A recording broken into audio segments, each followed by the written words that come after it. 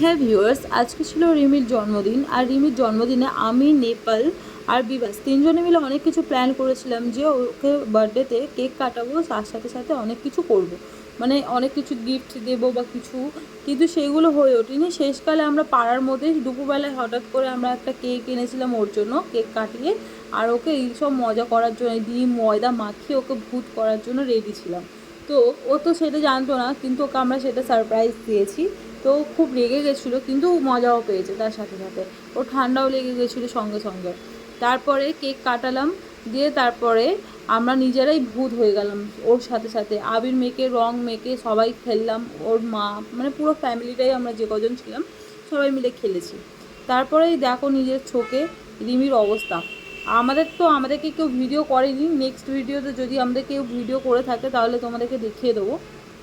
তারপর আমরা বিকেলবেলায় গেছিলাম ডেকোরেশনের জন্য কিছু জিনিস কিনতে। তারপর আমরা জিনিস কেনার পরে বাড়িতে এসে যেই ক্লাবটা আমরা নিয়েছিলাম, মিত্র সংঘ ক্লাব, সেখানে আমরা সব ডেকোরেশন করেছি রিমির জন্মদিন উপলক্ষে। তো তারপরে এটা সন্ধ্যেবেলায় রিমির বার্থডে, মানে যেটা ওর মারা দিয়েছে গিফটটা, কেকটা।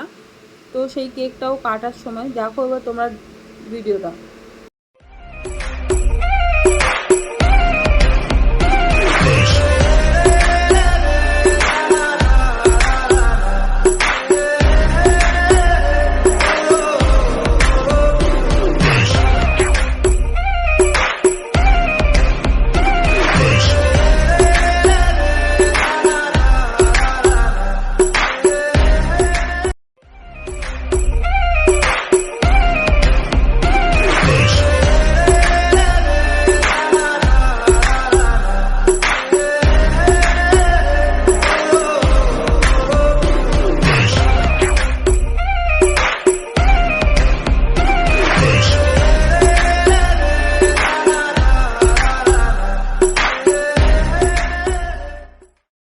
তারপর সবার শেষে রাতে আমরা সবাই খেতে বসেছি।